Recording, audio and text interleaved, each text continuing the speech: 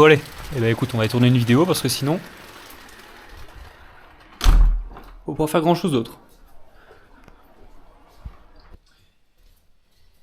Bon, eh ben j'avais dit que je la faisais, donc on va la faire.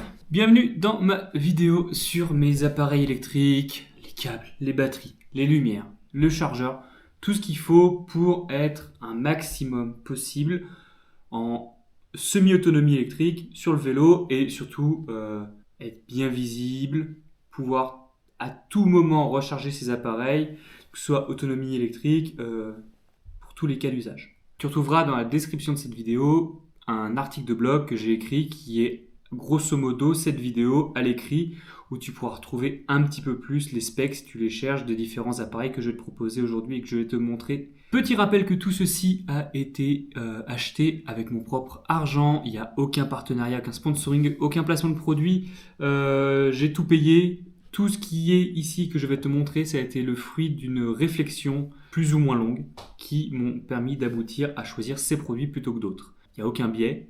Et peut-être que j'aurai des problèmes par la suite. Et si j'ai des problèmes par la suite avec ces produits, je t'en ferai pas YouTube. On commence par les lumières. On va commencer par un petit peu le moins intéressant. Ça va être les éclairages arrière. Je dis moins intéressant parce que finalement, tu veux pas avoir un faisceau super large. Tu veux juste que ça ait généralement une relativement bonne autonomie et que ça réponde à ton besoin être visible à l'arrière. Par la Sferio Tempo. J'essaie de le prononcer un petit peu mieux. On m'a dit que c'était pas forcément la bonne prononciation. On nous demande d'avoir deux éclairages arrière. Donc, le principal que je vais avoir, ça va être un Varia que j'ai acheté il y a déjà presque 2 ans. C'est un investissement, compte tenu déjà du prix qui à l'époque, je crois que j'avais dû payer entre 150 et 200 euros. C'est aussi un poids. Parce que mine de rien c'est un truc qui est assez lourd, je sais pas si tu en as toujours besoin en fonction des conditions, mais je l'ai déjà, ça fonctionne bien, ça éclaire très bien, ça éclaire même trop bien. Durant le BRM 400 quand on roulait de nuit en peloton, on m'a dit qu'effectivement dès que je doublais pour essayer de peut-être prendre un relais, dès l'instant que je passais devant quelqu'un, je l'éblouissais. Et même si tu te mets en mode peloton, parce qu'en fait ça se connecte à ton GPS avant, tu peux changer son éclairage, et ils ont un mode peloton. Et le mode peloton, écoute, c'est juste un peu plus faible, mais je les éblouissais. Donc c'est peut-être un des inconvénients, ça éclaire trop. Je pense que c'est un inconvénient. Autrement que ça, vu que c'était un couple radar-lampe, dès l'instant que je me fais doubler, j'ai la voiture qui s'affiche sur mon écran, pas sa vitesse mais sa distance approximative de moi, et suivant le mode, l'éclairage va devenir plus puissant ou fixe. Par exemple, il peut être en clignotant quand tu roules et passer fixe et plus fort une fois qu'une voiture s'approche pour te signaler aussi à la voiture et éviter que ce soit juste un clignotement monotone que le conducteur voit. C'est un choix assez facile par rapport à tous les cyclistes. Énormément de cyclistes ont ce Varia. Beaucoup de personnes commencent à s'équiper de radars, mais le Varia, c'est vrai que c'était les premiers à arriver sur le marché avec ce genre de produit. Ça marche très bien, il n'y a pas de souci. L'autonomie est relativement bonne, je ne sais plus de combien elle est annoncée, mais tu peux rouler toute une nuit complète sans avoir besoin de le recharger, ce qui est principalement ce que tu veux. Ce que je fais, moi, c'est que la journée, quand je roule je roule en mode radar uniquement, sans la lumière, et la nuit, tu repasses en mode lumière, vu que c'est connecté avec ton GPS. Tu as juste à aller sur l'écran tactile, tu mets que tu veux passer en éclairage et ça s'allume et tu n'as pas besoin d'y toucher. Le deuxième, je l'ai choisi que très récemment, c'est de la marque Sigma. Là, je cherchais un modèle qui puisse se mettre sur une petite surface parce qu'en fait, si tu vois le vélo ici, je me mets sur les haubans arrière cette lampe et donc du coup, je voulais pas quelque chose de trop gros et j'avais un autre besoin, c'était que la fiche de recharge soit sur le dessous, de fait que quand il est accroché sur le vélo, je puisse quand même le recharger. Parce que, imaginons, le Varia est en panne ou j'ai bientôt plus de batterie sur le Varia, j'ai les batteries externes qui sont quasiment vides. Ce truc-là consomme moins d'électricité qu'un Varia, donc je peux toujours passer sur le Sigma et le brancher en permanence de façon à ce qu'il ne se décharge pas. Et c'est donc pour ça que j'avais besoin d'une lampe qui se recharge par le dessous, qui puisse s'utiliser pendant qu'elle se recharge, ce qui n'est pas le cas du Varia. Et ce truc-là remplit les conditions. Également, j'aurais pu prendre quelque chose de plus chinois sur AliExpress, mais c'est ce que j'avais fait pour une précédente lampe. Et cette fois-ci, je me suis dit, ça ne me dérange pas de mettre une petite dizaine d'euros en plus pour avoir un produit qui fonctionne mieux dans le temps. Sauf qu'il a un mode freinage, donc dès l'instant que je freine avec le vélo, en fait, il doit avoir un accéléromètre. Et ce truc-là est plus fort pour annoncer aux gens que je freine. En fait, il y a un feu de stop. Et il a un mode jour-nuit, du coup si tu l'allumes la journée, en fait il va pas s'éclairer sauf quand tu freines. Et de nuit il va repasser pleine balle parce qu'il y a un capteur aussi de luminosité. Bon, c'est pas les features que je demandais. Temps annoncé de recharge 2 à 3 heures et temps annoncé d'éclairage seulement 7 heures, sachant que le constructeur ne spécifie pas si c'est 7 heures de nuit pleine balle ou si c'est 7 heures mode continu, 7 heures en mode mixte, donc jour puis nuit avec les freins de stop. Je sais pas, je l'ai pas encore épuisé pour le moment, donc je ne saurais pas te dire. Mais au moins je remplis la charte de la Sphero Tempo. J'ai 2 éclairages arrière. Éclairage avant. Alors, donc maintenant les éclairages avant. Alors pareil, pour la Sphero Tempo, il te demande d'avoir 2 éclairages à l'avant. Dans tous les cas, c'est quelque chose que j'avais déjà avant, puisque mon setup c'est une lampe de vélo, donc qui est en permanence fixée sur le vélo. Moi, elle est fixée sur la fourche avec un adaptateur de chez Restrap et une lampe de casque qui est située juste sur le dessus de mon casque, n'est pas située sur l'avant parce que du coup en termes de répartition des masses, vu qu'il n'y a qu'un seul objet, j'ai pas un contrepoids à l'arrière du casque. Si je se mets sur l'avant, mon casque en fait tombe sur l'avant, c'est assez désagréable. Donc j'ai celle-là qui est sur le dessus. On va commencer par la lampe de vélo. Donc la lampe qui reste sur le vélo, c'est une... Je lis mes notes. C'est une Fenix BC21R V3. Il y a une V1, il y a une V2. Elles sont commercialisées sur certains sites encore pour la V2. Mais moi je voulais la V3, quitte à en avoir une, autant prendre la dernière. Alors c'est une marque chinoise qui, selon leur descriptif, a plus de 20 ans d'âge. C'est du solide, c'est du costaud. Tu as des revendeurs sur chaque pays de l'Europe. En tout cas, j'ai vérifié pour l'Europe, j'ai pas vérifié partout. Mais tu as un revendeur officiel allemand, français, belge, tout ce que tu veux. Ils en ont partout. Principalement, on va rentrer dans le vif du sujet de mon setup électrique. En fait, ce qui m'intéresse sur cette lampe, c'est que ça fait partie de peu de lampes où tu peux avoir une cellule à l'avant. Et cette cellule, c'est le cœur de mon setup, le cœur de mon écosystème, tu verras, c'est que en fait, je peux passer de 0% à 100% en 2 minutes avec ces lampes-là, simplement en changeant la batterie qui est dedans. Pas besoin de recharger. Alors tu rechargeras la cellule, bien sûr, plus tard. C'est du lithium-ion qui se recharge, donc j'ai un chargeur, je te le montrerai aussi. Mais l'avantage, c'est qu'effectivement, je peux juste passer de 0 à 100 en quelques secondes si vraiment c'est requis. Tu vas voir qu'au niveau des caractéristiques, en fait, c'est rare que tu aies besoin de changer en pleine nuit si tu t'es bien débrouillé au niveau de tes batteries. Hop, je la remets dedans. Au niveau des specs, cette Fenix BC21R V3, elle est déjà annoncée comme étant IP68, donc c'est-à-dire le plus haut niveau de combinaison, que ce soit résistance à la poussière et résistance à l'eau. Donc tu es au max sur la poussière, tu es au niveau 6 sur 6, tu es au max sur l'eau qui va être 8, et donc de ce fait tu vas pouvoir même la submerger dans un seau d'eau ou jusqu'à X mètres de profondeur, peut-être c'est 1 mètre uniquement. Tu peux la submerger, pas de problème là-dessus. En fait, quand tu la dévisses, tu as un petit tonneau en caoutchouc ici, ou c'est peut-être même du nitrile, qui assure l'étanchéité. Sachant qu'il faut prendre en compte que l'étanchéité de ces lampes est donc relative à cet anneau, et cet anneau, avec le temps, il peut s'abîmer, il peut devenir poreux. Il faut en théorie le lubrifier avec de la graisse silicone de temps à autre. Il ne faut pas qu'il soit sec. S'il est sec, il devient cassant. S'il devient cassant, ta lampe n'est plus étanche. Ça, c'est quelque chose qui est à prendre en compte. C'est un petit entretien à faire une fois tous les je ne sais pas combien, mais il faut le prendre en compte. En caractéristiques de luminosité, on a 4 niveaux qui sont vendus par le fabricant, c'est-à-dire qu'on va de 50 à 1200 lumens. Le mode 1200 lumens, comme beaucoup de ces lampes, c'est un mode boost turbo qui ne fonctionne que sur une période courte de temps avant de réduire petit à petit à une puissance inférieure, et cela pour éviter la surchauffe de la lampe. Donc peut-être que c'est un mode que tu voudras utiliser lors d'un court passage forêt très très sombre, ou un mode que tu voudras utiliser dans un tunnel qui est aussi très très sombre. et dont tu veux avoir une luminosité comme en plein jour, mais tu ne vas pas rouler en permanence à 1200 lumens. Voilà, c'est ça, 1200 lumens, et tu passes au bout de quelques minutes à 500 lumens. En termes d'autonomie avec cette lampe, tu vas être à 33 heures à 50 lumens, tu vas être à 11 heures à 150, donc x3 sur la puissance, divisé par 3 sur l'autonomie, jusqu'ici on est à peu près bon, et 6 heures à 400 lumens. Moi je roule généralement à 150, surtout quand je peux être en combinaison de ma lampe de casque que je te présente après, et lors de courts passages je peux être aussi à 400 lumens. Mais tu vois, si tu as 6 heures d'autonomie sur cette lampe en étant à 400 lumens, il n'y a pas de problème sur une nuit, surtout d'été. Le plus génial avec ces lampes, c'est qu'en fait l'autonomie elle est relative toujours à la capacité de ta batterie. Et en fait, cette batterie-là, toutes les données que je t'ai annoncées sont les données constructeurs avec la batterie fournie avec la lampe. Ici, j'ai la batterie qui est dedans. C'est une batterie que j'ai moi-même rachetée après parce que la batterie fournie est une batterie de 2600 mAh. Elle est ici, c'est celle qui vient avec la lampe. Ce qui fait que les 6 heures annoncées à 6 heures annoncées à 400 lumens, les 11 heures à 150, les 33 heures à 50, c'est pour une des batteries de 2600 mAh.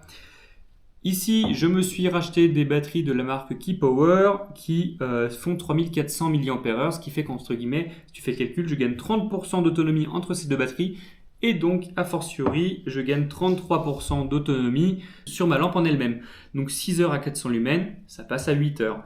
11 heures à 150 lumens, tu vas peut-être passer à 15 heures. Et pareil, 33 heures à 150 lumens, tu vas passer à 44 heures. Donc tu vois qu'on est quand même bien plus confortable là-dessus. Et donc en fait, avec une seule batterie, même à 400 lumens, tu fais une nuit complète. Le matin, tu peux changer ta batterie et c'est tout.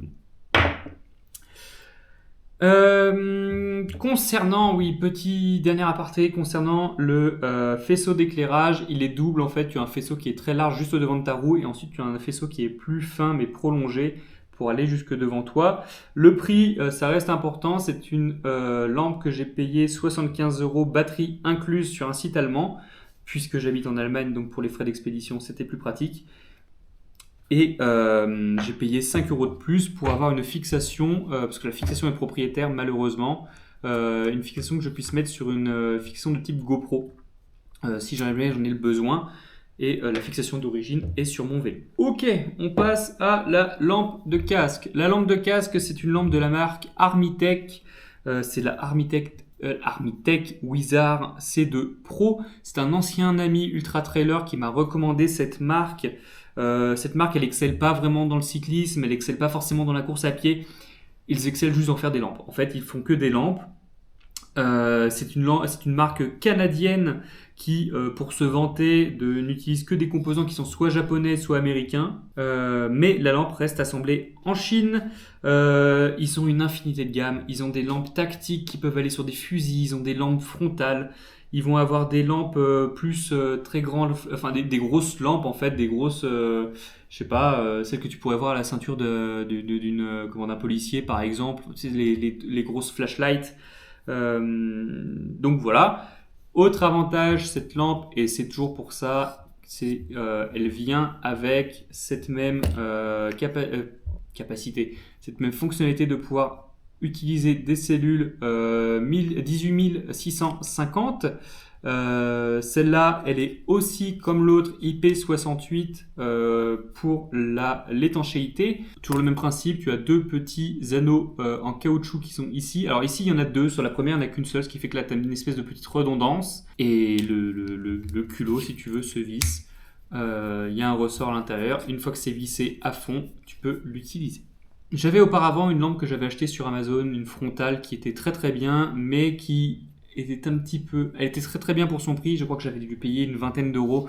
Et franchement, là où mon ancienne lampe chinoise de vélo avait pris l'eau, oui en fait, elle était complètement rouillée de l'intérieur, les composants étaient complètement rouillés. Ma lampe frontale que j'avais, en fait, elle est nickel, j'ai aucun problème avec. Si ce n'est que son autonomie, elle pâtit énormément. Et donc de ce fait, j'ai voulu quelque chose de plus standard au niveau des batteries et avec une bien meilleure autonomie. C'est pour ça que je me suis tourné sur ce genre de batterie. Toujours avec ce principe du 0 à 100 en quelques secondes, quelques minutes, tu as juste à dévisser, tu remets une nouvelle batterie, t'es parti. Des caractéristiques techniques d'éclairage qui sont supérieures à la Phoenix. Donc celle-là, vraiment, si tu regardes les specs, c'est 12 niveaux d'éclairage qui, avec une batterie d'origine qui vient de 3500 mAh mais non protégée, c'est la verte qui est ici.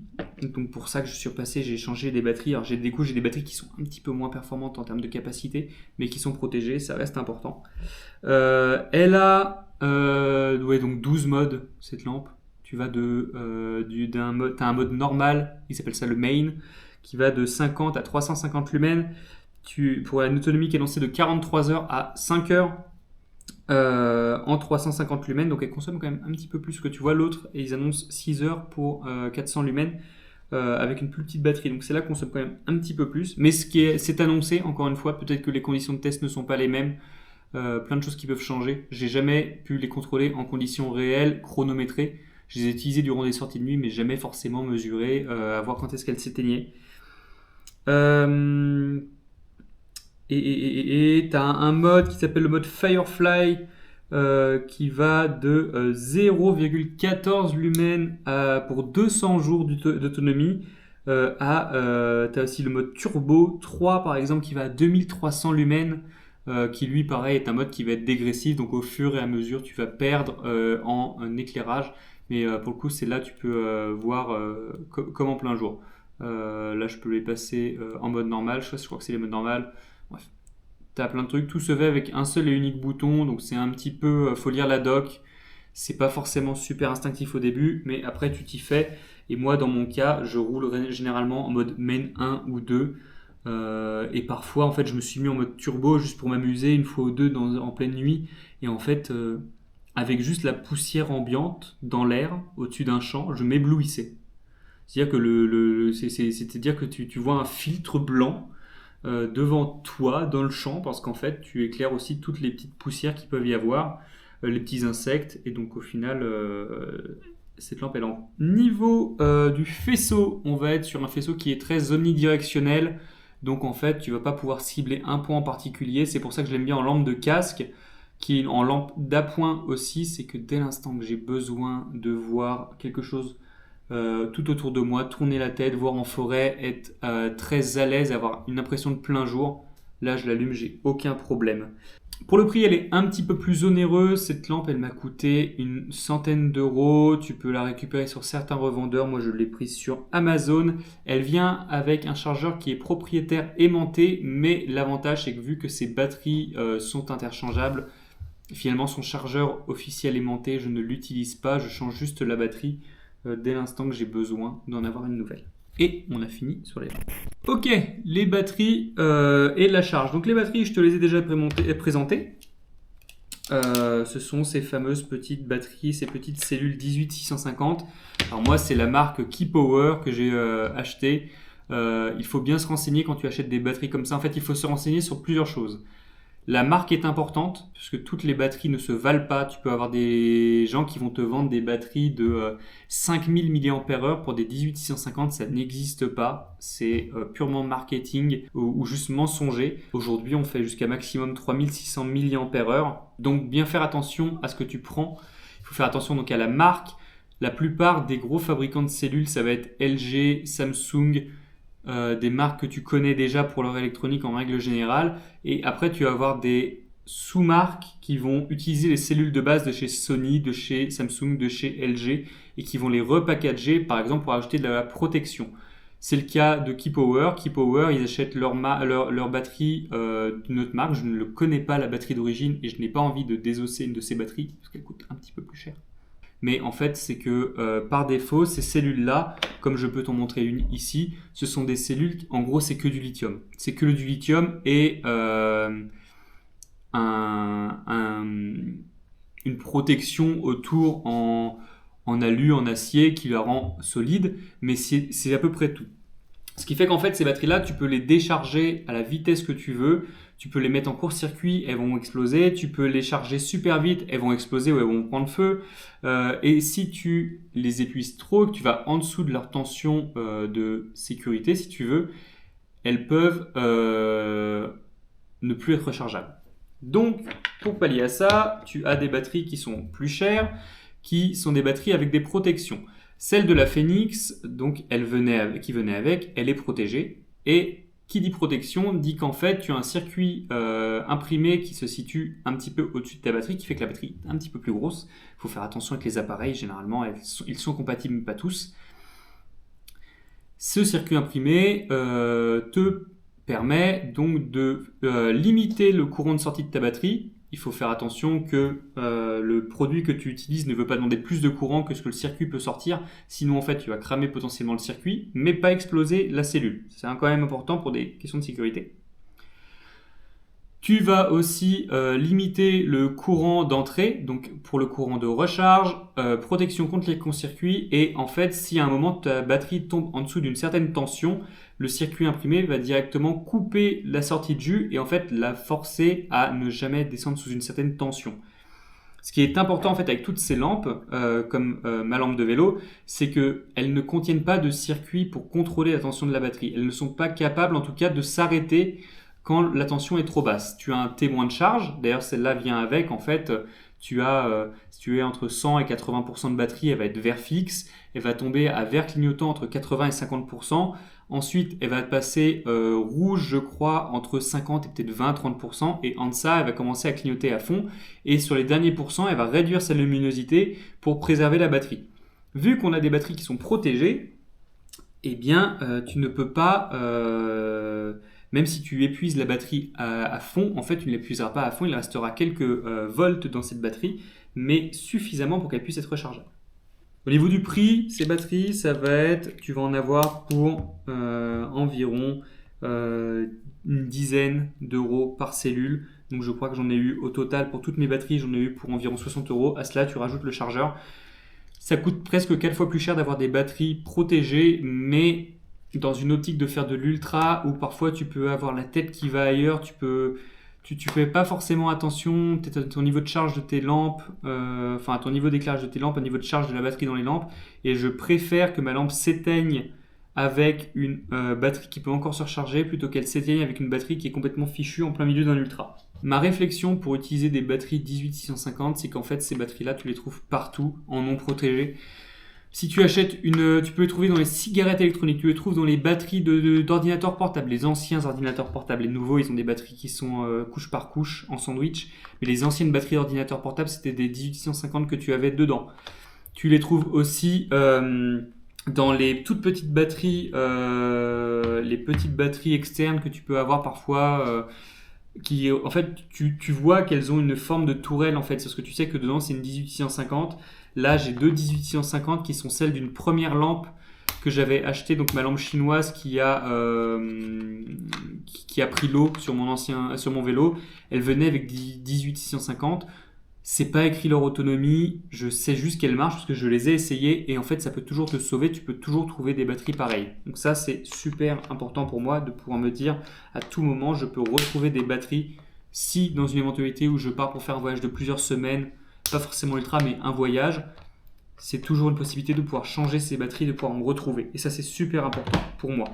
Ça évite l'obsolescence de ta lampe demain tu l'as trop utilisée, la batterie, la vie descend, mais la LED fonctionne toujours. Si c'est une lampe de très bonne facture, elle pourra fonctionner tant que tu l'entretiens bien. La batterie, c'est un consommable. Au bout d'un moment, il faut la changer. Et avec ce principe de cellule, ça se change super facilement. Et tu n'as pas de perte d'autonomie dans le temps. Et si demain la technologie évolue et qu'on nous fait des cellules de 4000 mAh qui sont vraiment des cellules de 4000 mAh, j'insiste là-dessus, ou de 5000, on ne sait pas jusqu'où ça peut aller, on pourra avoir des autonomies qui vont que augmenter sur ces lampes-là sans pour autant avoir besoin de changer la lampe. Donc c'est un investissement de base mais qui pour moi est important. Pour recharger tout ce petit monde, toutes ces petites cellules, j'ai un chargeur de la marque X-Star. Alors ça fait partie des seules marques que j'ai réussi à trouver qui sont aussi... elle est vendue sur Accutail et donc de ce fait je pars du principe que c'est quelque chose qui est assez qualitatif et en fait donc ce que tu fais c'est que tu lui mets dedans tes batteries à recharger tu as un bouton avec un petit écran sur la mienne pour voir leur niveau de charge. Alors là, j'en ai deux, elles sont à 100%. J'ai 0 ampère de sortie à 5 volts. Ça supporte le Power Delivery en charge, donc ça fait que tu as une charge assez rapide et aussi en décharge. Je crois que si par exemple, je prends mon petit ordinateur portable qui normalement est branché sur un chargeur de 65 watts, là, tu peux sortir que 15 watts maximum, mais si l'ordinateur est éteint, je peux le brancher à ça et ça va le recharger. Ça peut toujours être utile. Moi, pour l'instant, pas vraiment. Mais si tu as aussi un téléphone de charge rapide, il va charger rapidement avec ce chargeur. Et donc, en fait, ça agit dans les deux sens. Si j'ai besoin de la batterie dans mes lampes, je peux vampiriser cette batterie externe pour récupérer les accus. Si à l'inverse j'ai besoin de charger mon téléphone, qu'on est en plein jour, que je sais que le soir je vais à l'hôtel, que je vais pas rouler de nuit, je peux sortir les piles, les batteries de mes lampes et les mettre là-dedans et pouvoir charger mon téléphone si j'ai plus rien d'autre. On passe aux dernières batteries, les petites batteries qui ne sont pas d'une philosophie particulière, qui n'ont pas ces 18650 comme je te vends depuis le début. C'est une vieille batterie, la première de chez OnePlus, de 10 000 mAh. Il y a peut-être 5-8 ans, peut-être, ouais, je pense qu'il y a une date de fabrication là-dessus. Mais je l'ai acheté à l'époque où j'ai acheté ma première batterie externe, c'est ma toute première batterie externe, elle fonctionnait super bien.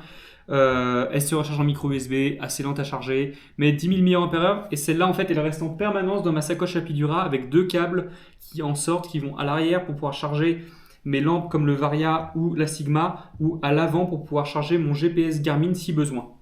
Elle reste en permanence dans la sacoche et au vu de la faible consommation du Garmin, il n'a pas une autonomie incroyable, mais à l'intérieur, je crois qu'on a une batterie qui doit être de 1500-2000 mAh. Je peux le recharger plusieurs fois et donc du coup, celle-là, en principe, sur un ultra de plusieurs jours, 5-6 jours maximum, j'aurais peut-être même pas besoin de la recharger. En toute théorie, suivant aussi ma consommation sur le Garmin. Donc celle-là, elle reste à l'intérieur et elle fait le job. Et la dernière batterie que je vais avoir, ça va être une batterie de chez Anker que je n'ai pas payée puisque ça m'a été offert quand j'ai été diplômé, pardon. Mais c'est une batterie qui est à induction, ce qui fonctionne juste pour mon téléphone, où en fait je les colle toutes les deux, mon téléphone se recharge. Ça perd, en fait tu perds en performance de recharge de capacité parce que l'induction, il y a une perte qui est non négligeable. Mais ça a cet avantage que je n'ai pas besoin de câble en fait. Donc si besoin, je pose la batterie dessus, je la remets dans la sacoche, je la mets dans ma poche arrière, mon téléphone se recharge sans câble. Pas de risque que le câble se décroche, pas de risque que le câble s'abîme et donc du coup ne fonctionne plus. C'est un moyen de pouvoir recharger toujours en permanence et elle est toute petite donc je la mets dessus. Et bon, accessoirement, si j'ai besoin de m'arrêter un jour, en fait, je peux la déplier. Ça me fait aussi un stand pour téléphone. Très inutile en backpacking et en ultra. Je ne te montrerai pas tous les câbles, il y a du micro USB, du type C, ça va un peu partout. J'essaye d'avoir que deux formats de recharge. Malheureusement, j'ai un iPhone, donc déjà j'ai du Lightning. Donc tu te retrouves à avoir des câbles qui vont partout. J'ai des câbles en triple qui me permettent de pouvoir charger deux appareils en même temps et d'avoir plusieurs types de recharge. J'ai des câbles qui sont installés en permanence sur le vélo. Bref, il y en a partout. Mais la dernière chose que je vais te montrer, c'est ce petit boîtier de chez Anker que j'ai acheté pour la bagatelle de beaucoup trop cher, je trouve, 50 €, un peu moins. Il y avait un code promo, je crois, sur Amazon de 5%, mais c'est un boîtier qui me permet de recharger jusqu'à 65 watts. Du coup, je l'utilise aussi pour mon ordinateur, en fait, dans la vie de tous les jours. Mais qui possède 3 ports à l'intérieur, qui est tout petit. Si je te le compare avec ma lampe, par exemple, on est à peine plus haut que la lampe. Il a les branches qui se rétractent, donc du coup tu gagnes un petit peu en place à mon sens. Et donc du coup je peux recharger jusqu'à 3 appareils simultanés avec un seul bloc. Et c'était ce que je voulais, c'était juste avoir une grosse capacité de recharge dans des protocoles de charge, comme le Quick Charge ou le Power Delivery, qui me permettent de pouvoir recharger relativement rapidement tous mes appareils en même temps. Ce qui fait que là je peux brancher mon iPhone, je peux brancher mes chargeurs d'accu et en même temps avec le port USB standard, je peux recharger par exemple le Garmin ou un autre appareil si j'en ai besoin. Ou par exemple les batteries de caméra puisque je vais les emmener pour la Spherieux Tempo. Et normalement, on a fait le tour. Si tu veux savoir, tout ce petit setup va dans une petite sacoche étanche de 1,5 litre de chez C2 Summit En fait, je mets tout, je la roule et une fois qu'elle est roulée, elle va dans une sacoche qui est elle aussi étanche. Mais si par exemple je veux mettre d'autres choses dans la sacoche qui ont besoin d'une protection à la pluie, elle par exemple je peux la sortir, la mettre à l'arrière sur ma sacoche de selle, la mettre à l'avant entre les prolongateurs et que les câbles, mais surtout les batteries soient étanches parce que quand bien même les lampes le sont, le Garmin l'est. Les batteries externes ne le sont pas, les cellules non plus, et j'aimerais bien réussir à tout garder sec de ce point de vue-là. Sur ce, YouTube, je te retrouve normalement très bientôt pour la préparation finale de tout ce que j'emmène sur le vélo pour la Spherieux Tempo 2000. Maintenant 2200 km parce qu'on nous a mis 80 km dans la vue, parce que de toute façon finalement un détour de 80 km, qu'est-ce que c'est quand on a fait déjà 2000 à cause de travaux, donc on a préféré nous mettre ça, donc 2100, 2200 km et donc du coup je pourrais te présenter tout le matériel final, ce que je mets dans mes sacoches, où est-ce que je les mets, ce que j'embarque avec moi, est-ce que j'en embarque trop, est-ce que je n'en embarque pas assez, ça on pourra le voir dans la prochaine vidéo. D'ici là YouTube, merci d'avoir regardé cette vidéo, lâche un pouce, commente, abonne-toi. D'ici à la prochaine vidéo, porte-toi bien et on se retrouve très bientôt. Ciao.